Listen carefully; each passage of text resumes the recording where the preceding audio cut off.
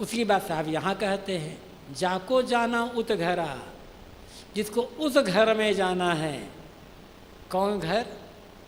जिसे आप अपनी भाषा में कहते हो भगवान का घर, भगवान का धाम, सतलोक, गोलोक, शिवलोक, परम धाम, धूर धाम, पता नहीं कौन कौन सा लोक कहते हो। वो आपकी भाषा है।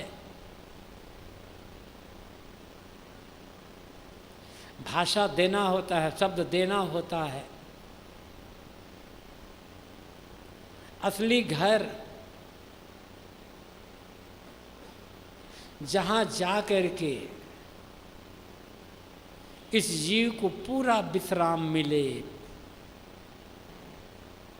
जहाँ जा कर के मंजिल खत्म हो जाए, जिसके आगे रास्ता बंद हो जाए, उसके लिए संतों ने, गुरुजनों ने कहा है तुम्हें पहुँचना उस मंजिल पर जिसके आगे राह नहीं। तुम्हें उस मंजिल तक पहुँचना है जहाँ पहुँचने के पश्चात सारे रास्ते बंद हो जाते हैं, उसके आगे और कोई रास्ता नहीं है। वो कौन सी मंजिल है, वो कौन सा घर है? वही आपका घर। उसे आप कुछ भी कह सकते हो, जीव का घर, आत्मा का घर, परमात्मा का घर, या अन्य शब्द जिसे आप जो पसंद हो वो शब्द का पसंद कर लो। वहाँ ये हलचल नहीं है। और वहाँ पहुँचने के पश्चात जो अगर वह पहुँच गया, फिर उसे इस संसार रूपी घर में लौटना नहीं होता है। उसी के लिए गीता में श्री कृष्ण जी ने कहा है, न तद भासते सूर्यो न शशांको न पावका यद गत्वा न निवर्तन्ते तद धाम परमम मम। जहाँ वहाँ सूर्य प्रकाश, वहाँ सूर्य का प्रकाश नहीं पहुँचता, न चंद्रमा का प्रकाश है, न आग का प्रकाश है। जहाँ चंद्रमा, सूरज, आग के प्रकाश की पहुँच नहीं है, वो मेरा धाम। और कहता है यद गत्वा न निवर्तन्ते, जहाँ जा कर के लौटना नहीं होता है, वह मेरा धाम। वो कौन है? आपकी अपनी सत्ता, स्वरूप स्थिति, आत्म स्थिति, परमात्म स्थिति, कुछ भी शब्दों के लिए कि मैं उसकी व्याख्या कर सकते हो। आप आपसे अलग नहीं है। जैसे साहब कहते हैं जाको जाना उत घरा, जिसको उस घर में जाना है, जिसको भगवान के घर जाना है, आत्मा का घर जाना है, परमात्मा का घर जाना है, खुदा का घर जाना है, सो क्यों जोड़े मित्र, वह इस पराए घर में मित्रता क्यों जोड़े? क्यों इस घर में मोह करे? क्यों इस घर में लगा बना करके रखे? फिर कैसे रहना है इस संसार रूपी घर में? जैसे पर घर पाहुना रहे उठाए चित, जैसे पहुना आता है किसी के घर। आप लोगों को भी अनेक बार दूसरों के यहाँ पहुना बनकर, मेहमान बनकर के जाना हुआ होगा, या आपके घर में भी अनेक बार मेहमान आए होंगे। और जब किसी के यहाँ मेहमान आता है तो घर वाले कितना स्वागत सत्कार करते हैं मेहमान का, जो बन सकता है। जैसे उसकी स्थिति से बढ़िया खिलाना पिलाना चाहते हैं। जो अपना नहीं खाते, बाल बच्चों को भी नहीं खिलाते, वैसा मेहमान को, पहुना को लोग खिलाना चाहते, खिलाने का प्रयास करते हैं। लेकिन पहुना होता क्या है? उस स्वागत सत्कार में, वो आव भगत में पहुना भूलता नहीं है कि भैया अब छुट्टी दे दो, 2 दिन हो गए, अब यहाँ से जाना है। घर वाले कहते हैं अभी क्या इतनी जल्दी कहीं, रुको। लेकिन पहुना रुकता नहीं है। रहे उठाए चित, उस स्वागत सत्कार में पहुना भूलता नहीं है, चित उठा करके रखता है। ऐसे ही दुनिया में कुछ भी मिल जाए बढ़िया से बढ़िया, समझो ये पहुनई की जगह है। चित जोड़ोगे, आपके घर में पहुना आया, आपने स्वागत सत्कार किया,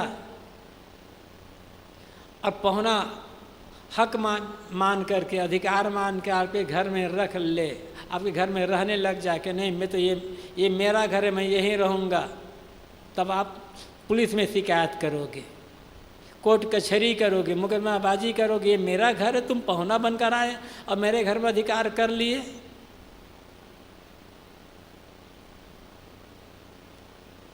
क्या नौबत आएगी, मार पीट जन की नौबत आ जाएगी। ऐसी ही ये जो पराया घर है, मिट्टी पानी आग हवा का घर, ईंट लोहा सीमेंट का घर, हम उस घर में अपना अधिकार मानते हैं, इसीलिए तो दंड झोंक रहे हैं, इसीलिए तो यमराज हमसे दंड ले रहा है।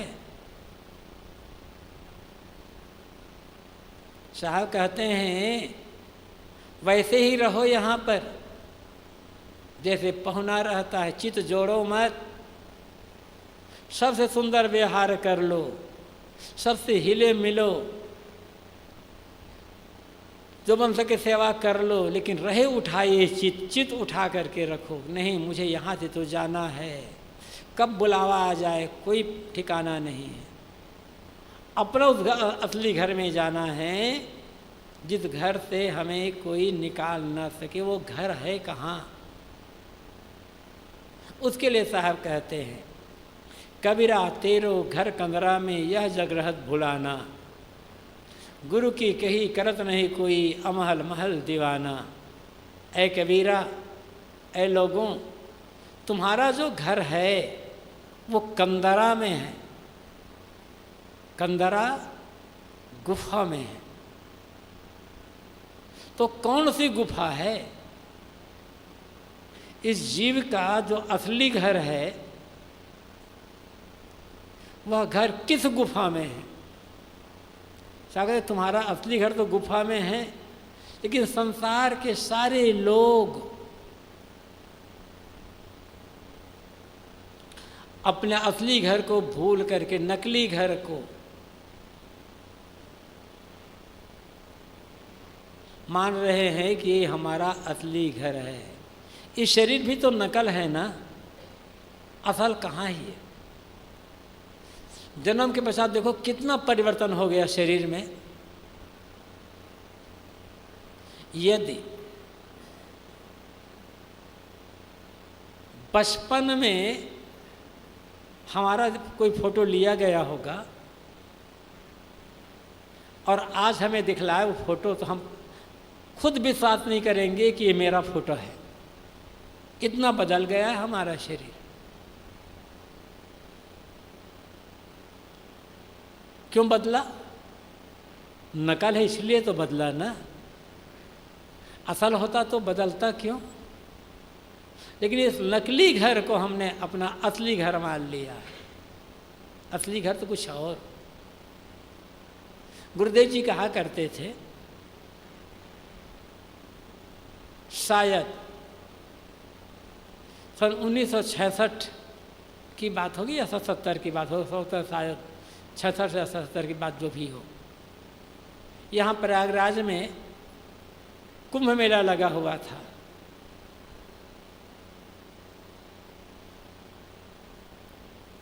गुरुदेव जी कहीं से लौट रहे थे,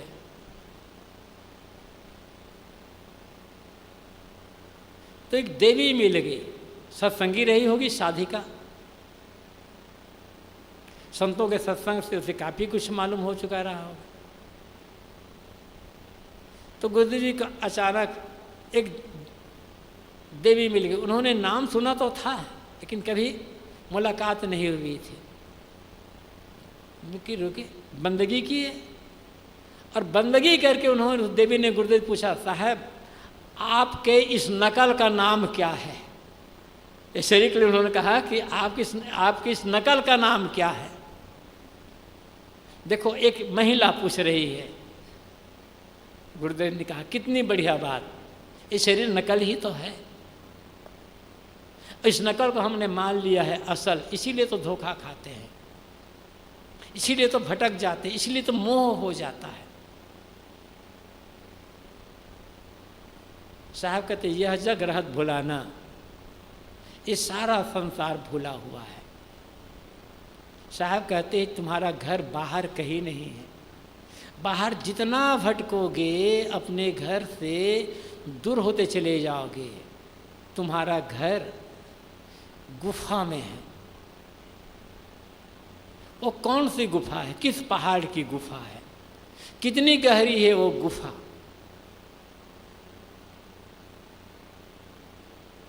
वह गुफा जो हर जीव का अपना वास्तविक घर है, वह गुफा है हृदय गुफा। आदमी हर जगह तलाश करता है, अपने हृदय में नहीं खोज पाता। यही तो भटकाव का कारण है। वो हृदय गुफा भी कहा जाता है शरीर संबंध के कारण, देहोपाधि के कारण।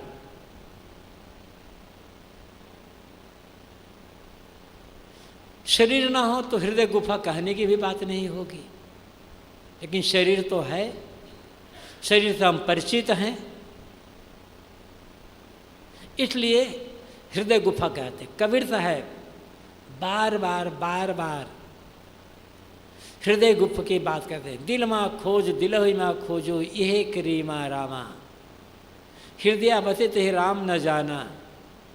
सब कहते हृदय में खोजो। अरे बात केवल कबीर साहब ही नहीं कहते, दूसरे संत महात्मा भी बताते हैं। किंतु ये धर्म गुरु लोग, पंडित पुरोहित आदि जो भी है, धर्म के अगुआ लोग,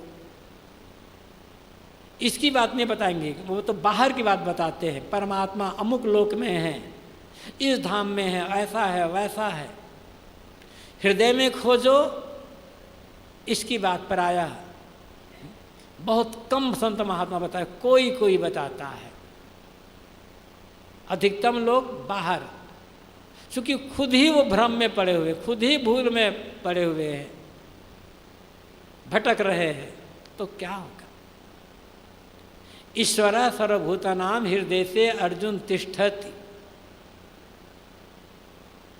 अर्जुन ईश्वर तो सभी प्राणियों के हृदय में बसा हुआ है, ये गीता का कथन है, लेकिन कोई बताएगा नहीं है। भगवान तो लोक लोकांतर में है, सब यही बताएंगे। भगवान कण कण में है, भगवान हृदय में है, नहीं बताएंगे वो। तद ज्योतिषाम अपि ज्योतिष तमसः, ये कहा गया है। तद ज्योतिषाम अपि ज्योतिष तमसः परमुच्यते ज्ञानम ज्ञेयम ज्ञान गम्यम हृदय सर्वस्व विष्ठितम। ये भी गीता का ही श्लोक है। वो जो जीव कैसा है, आत्मा कैसा है, तो परमात्मा कैसा है। ज्योतिषाम अपि ज्योतिष, ज्योतियों की ज्योति है, प्रकाश स्वरूप।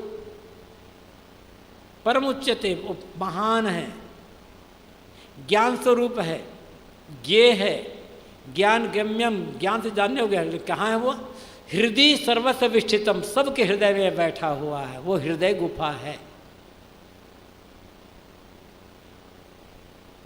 हृदय गुफा में है तो अनुभव में क्यों नहीं आता?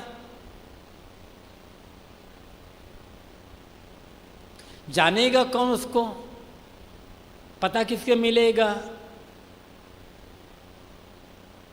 जब हृदय गुफा में ही है, हमारा ही स्वरूप है, हम ही हैं, तो ज्ञान क्यों नहीं हो पाता उसका, समझ क्यों नहीं पाते? इसलिए कि दृष्टि बहिर्मुख है, बाहर भटकने की आदत है। बचपन से ही ये बता दिया जाता है कि परमात्मा खोजो, परमात्मा अमुक धाम में रहता है, अमुक लोक में रहता है, आकाश में रहता है। इसलिए दृष्टि आकाश की तरफ है, हृदय की तरफ नहीं है किसी की। तो जानेगा कौन, भटकाएगा कौन? वो बाहर कहीं नहीं है, हृदय में ही है। कैसे अनुभव होगा, ये समझने की बात है। नचिकेता और यम का संवाद मालूम होगा आप लोगों को। कठोपनिषद में नचिकेता और यम का संवाद आता है। वाजस्रवस ऋषि हैं, यज्ञ कर रहे हैं। यज्ञ में बूढ़ी बूढ़ी गायों को ब्राह्मणों को दक्षिणा में दे रहे हैं, दान दे रहे हैं। बूढ़ी बूढ़ी गाय, लिखा है कि ऐसी गाय जो घास भी नहीं खा सकती थी, ऐसी गायों का दान कर रहे थे। नचिकेता किशोर अवस्था में वे देखते हैं कि पिताजी बूढ़ी बूढ़ी गायों का दान कर रहे हैं। गौशाला में जवान जवान हिटपुष्ट दूध देने वाली गाय हैं, उनका ध्यान क्यों नहीं करते? वो पिताजी उन गायों को मेरे लिए रख रहे हैं, मुझे प्रिय मानते हैं। तो कहावत तो ये, नियम तो यह है, दान उसका करना चाहिए जो अपने को सबसे प्रिय हो। तो पिताजी को तो सबसे प्रिय मैं हूँ, मुझे ही क्यों दान नहीं कर देते? ऐसा सोच करके नचिकेता जाते अपने पिता के पास, पूछते हैं पिताजी आप मुझे किसी को दान कर रहे हैं? पिता को अच्छा नहीं लगा। थोड़ी देर पश्चात नचिकेता ने फिर से पूछा, पिताजी आप मुझको किसे दे रहे हैं? मुझे किस दान में किसको भेंट कर रहे हैं? थोड़ा गुस्सा आया लेकिन संभाल लिया, कुछ नहीं बोले। नचिकेता ने तीसरी बार पूछा, पिताजी आप मुझे किसको दान में दे रहे हैं? गुस्सा आ गया, कहा जा तुझे यमराज को दे रहा हूं। गुस्सा में तो पता नहीं क्या निकल जाए। नचिकेता पहुंच गए यमराज के यहाँ, लेकिन यमराज बाहर गए थे। यमराज के परिवार वालों ने स्वागत किया कि आइए, अब वो बाहर गए हैं, अब विश्राम करें, भोजन करें। कि नहीं, पिताजी ने मुझे यमराज को दिया हुआ है और जब तक यमराज मुझे नहीं मिलेंगे तब तक मैं खाना पीना कुछ नहीं करूँगा, यहीं बैठ कर के प्रतीक्षा करूँगा। 3 दिन पश्चात यमराज आए। घर वालों ने बताया एक ब्राह्मण कुमार बैठा हुआ है, आपकी प्रतीक्षा 3 दिनों से। यमराज आए, मिले, नचिकेता तुमने 3 दिनों तक मेरी प्रतीक्षा की, 3 रात, 3 दिन की बात नहीं है, 3 रात की बात आती है। 3 दिन की बात उपनिषदों में कम आती है, 3 रात की बात ज़्यादा आती है। 3 रात क्या है कि चर्चा के बाद में करेंगे।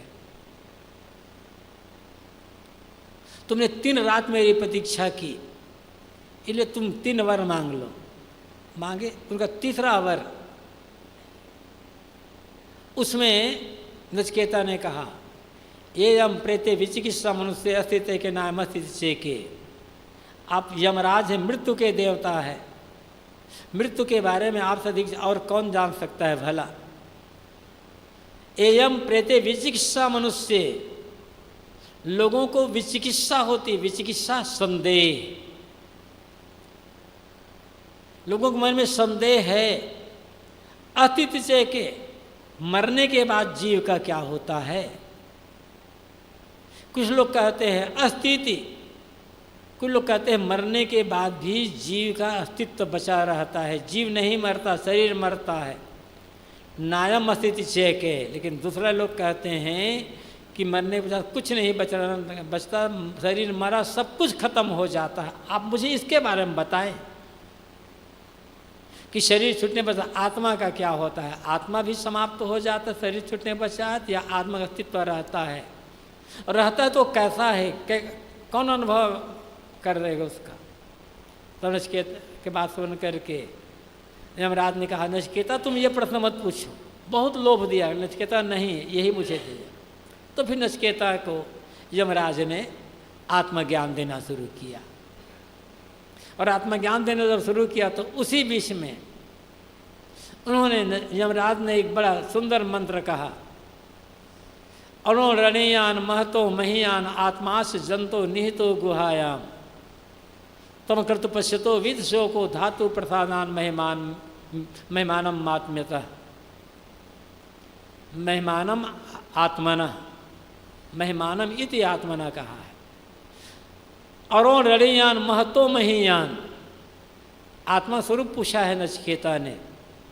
आत्मा स्वरूप कैसा है, कहाँ रहता है और किसे आत्मा का ज्ञान होगा, आत्मा को आत्मलाभ कौन कर सकेगा। इस प्रश्न, इस श्लोक में सभी प्रश्नों का उत्तर है। पहला प्रश्न है कि आत्मा का स्वरूप क्या है, कैसा है आत्मा। यमराज कहते हैं अणो रणीयान महतो महीयान, सत्ता की दृष्टि से, अस्तित्व की दृष्टि से वह अणु से भी अणु है, सूक्ष्म से भी सूक्ष्म है। कितना सूक्ष्म है बताया नहीं जा सकता। ये जो जीव है, आत्मा है, कितना सूक्ष्म है कह दिया गया, सूक्ष्माति सूक्ष्म, सूक्ष्म से भी सूक्ष्म है, लेकिन है। उसे हम तौल नहीं सकते, नाप नहीं सकते। हल्का गरवा जाए न तोली, साहब कहते हैं उसे, वो हल्का ही गरवा है, तौला नहीं जा सकता। सब चीज को तौल सकते हुए आत्मा कैसे तौलेंगे, क्योंकि तौलने वाला वही है। हर चीज के नाप कर सकते हैं, इतने सेंटीमीटर नहीं है तो इतने मिलीमीटर, इतने डेसीमीटर, तमाम बारीक बारीक चीज़ों को नापने के लिए है।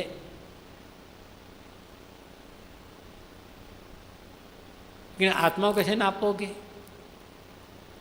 तौलने के जितने साधन हमारे पास है, सारे के सारे साधन भौतिक है और आत्मा अभौतिक है, जीव अभौतिक है। तो अभौतिक तौल से नहीं, भौतिक तौल से अभौतिक आत्मा को तौलेंगे कैसे। जितने भी मेजर है हमारे पास, नापने के जितने भी साधन हैं वो भौतिक है और आत्मा अभौतिक है, तो नापेंगे कैसे आप उसको। लेकिन नहीं है, ये कैसे कहा जा सकता है। एक बड़े अच्छे विद्वान वैराग्यवान संत ने लिखा कि लोग कहते हैं कि शरीर में आत्मा है, वही आत्मा शरीर को चलाता है, वही सब कुछ है। तो मेरे मन में हुआ कि लाओ उस आत्मा को देखो जरा कि आत्मा कहाँ पर है, कैसा है। तो मैं एड़ी से लेकर के चोटी तक कई बार घूमा, एक एक नस नाड़ी, एक एक अंगुली सबको कई बार घूमा। मुझे तो शरीर में कहीं आत्मा दिखाई नहीं पड़ा। यदि शरीर में आत्मा होता तो दिखाई क्यों नहीं पड़ता। कई बार एड़ी चोटी तक मैंने खोज किया, आत्मा दिखाई नहीं पड़ा। ठीक है, दिखाई नहीं पड़ा। आप हैं कौन जो आत्मा को खोज रहे थे। आखिर आत्मा को खोजने वाले आप कौन हैं। आप ही आत्मा है जो आत्मा को खोज रहे थे। आप ना होते तो खोजता कौन। आत्मा को खोजने वाला ही तो आत्मा है। अगर आत्मा शब्द प्रयोग ना करो, कुछ तो आप हैं ना, कुछ तो हैं आप। यदि कुछ ना होते, शून्य होते, तो आप आत्मा खोजते कैसे। पहले आपका अस्तित्व है, तभी आप खोज रहे हो। वही जो अस्तित्व है उसी को अध्यात्म की भाषा में आत्मा कहा जाता है। उसको जीव कहो, चेतन कहो, रूह, सोल कहो, शब्द, कोई भी शब्द का प्रयोग कर लो। लेकिन है कैसा। अरोणनीयान, सूक्ष्म से सूक्ष्म है, वह अत्यंत सूक्ष्म है। लेकिन गुणों की दृष्टि से कैसा है? महतो महीयान, महान से भी महान है, उससे महान और कुछ भी और कोई नहीं है। इस सारा ज्ञान विज्ञान किसकी कलाबाजी है, किसकी देन है, किसकी खोज है? अनेक प्रकार की कला है। ये किसकी खोज है? सारे मत पंथ किसकी देन है? दुनिया भर में अनेक बड़ी बड़ी किताबें लिखी गई है, लिखने वाला कौन? बड़े बड़े मठ मंदिर गिरजा गुजारा आदि सब बने, बनाने वाला कौन? तमाम देवी देवताओं की मूर्ति बनाने वाला कौन? कौन है? क्या आकाश से उतर करके कोई देवता आया है जिन्होंने ज्ञान विज्ञान की खोज की, जिन्होंने कला कौशल की खोज की? क्या आकाश उतर कर कोई भगवान आया जिन्होंने किताबें लिखी? क्या आकाश से उतर करके कोई भगवान आया जिन्होंने अपने लिए मठ मंदिर और मस्जिद बना लिया? दुनिया बनाने वाला भगवान के लिए आदमी मंदिर बना रहा है, मस्जिद बना रहा है। कितनी तौहीनी है भगवान की। दुनिया बना सकता है, अपने लिए मंदिर नहीं बना सकता, अपने लिए मस्जिद नहीं बना सकता, अपने लिए मठ नहीं बना सकता। कैसा उपहास है भगवान का।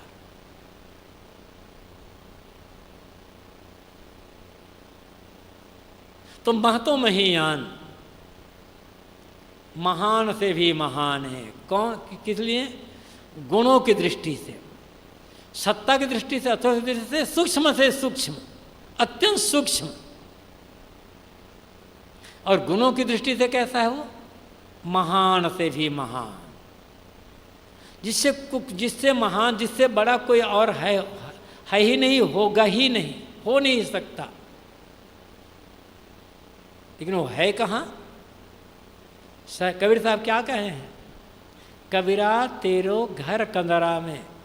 ऐ कबीर, ऐ लोगों, तुम्हारा जो घर है, तुम्हारा जो निवास है, कंदरा हृदय गुफा में है। वो बात ऋषि कह रहे हैं। वो लोगों ने पूछा, आप कह रहे हो कि आत्मा सूक्ष्म से सूक्ष्म है और गुणों महान से महान है, वो है कहाँ? आत्मा से जंतो निहितो गुहायाम। गुहा, गुफा कहाँ? आत्मा से जंतो, सभी आत्मा के हृदय गुफा में वो है। ये बात तो कबीर साहब कहते हैं। वो बाहर नहीं है, हृदय गुफा में है, हृदय निवासी है। सब जगह खोजते हैं, हृदय में नहीं खोजते। यही तो भूल है।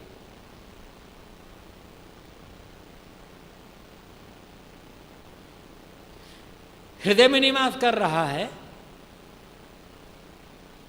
देखेगा कौन? उसका अनुभव कौन कर सकता है? तुम कर तो पश्यतो वीत शोक, कौन देखेगा? जो अक्रूत हो गया है और वित शोक हो गया है, वह देखेगा। अक्रूत और वित शोक होना, ये दोनों बहुत बड़ी बात है। अक्रूत कर्म प्रपंचों से ऊपर उठ जाना, तो क्या सारे कर्मों को छोड़ दें? जीवन निर्वाह धंधा करना, खेती नौकरी व्यापार या अन्य धंधा करना, आना पीना, जनों सेवा करना, क्या छोड़ दें? नहीं, ये छोड़ने से काम नहीं बनेगा। ऋषि ये सब छोड़ने के लिए नहीं कर रहे हैं। काम करें, लोभ मोह छोड़ करके काम करें, सेवा करें, लोभ मोह छोड़ करके निष्काम हो करके काम करें। जहाँ जैसा कर्तव्य है वैसा कर्तव्य करना, जो सेवा है, जो जिम्मेदारी है, ईमानदारी से पूरी चेष्टा से साथ निभाना, लेकिन निरशाह होकर के, चाहना रहित होकर के, इच्छा छोड़ करके। इच्छा छोड़ करके जब काम करते हैं तो आप अकृत हो जाते हैं। इसलिए कबीर साहब भाषा में कहें तो कर्म करे और रहे अकर्मी, कर्म करते हुए भी अकर्मी रह जाना, खास बात यही है। ये अकृत होना है, कर्म करना लेकिन कर्म करते हुए भी अकर्मी रहना। कैसे होगा? निष्काम, सिर्फ कर्तव्य समझ करके, इसके लिए ऐसा कर रहा हूं तो मेरे लिए ऐसा करे, बस ये भाव जहाँ आया वहाँ दुख बना लिए, वहाँ बंधन बना लिए, फंस गए कर्मों के जाल में। आदमी दुखी है, आदमी असहाय है,